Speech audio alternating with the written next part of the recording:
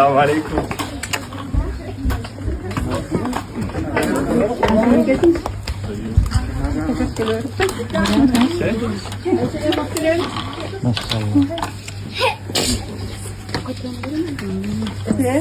Hadi. Selamünaleyküm. Selam. Kandaysan. Kandaysan.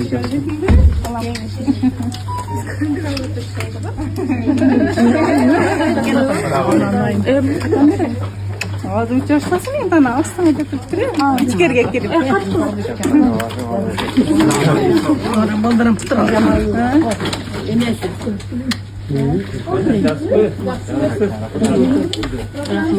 Baba geldi.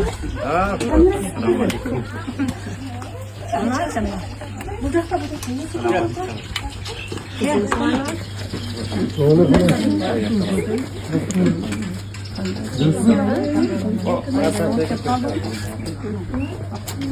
Gördünüz mü?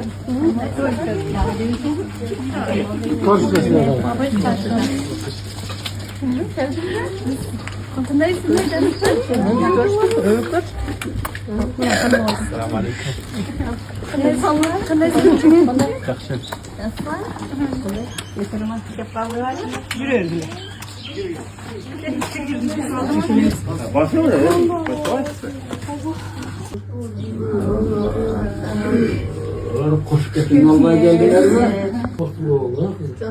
Anlarsın bakalım.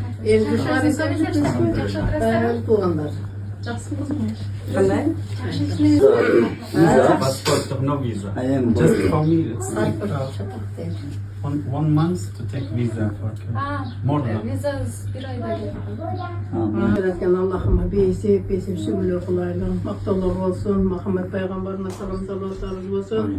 Allah'ım şu sürer, öküğünür, nateneğir, var eken şu sürer, beynaya gelip bana öküğünür, baş oturasın, şu ateneğir, deyin жақсылықтарыңызды birge görsün, baktılı olgun kızım, şu bala menen dahalı, ömürlü, rızkılı olup, balalı, çakalı olup, önü ösüp, elden aldı, olup жүрüş nasip kılsın.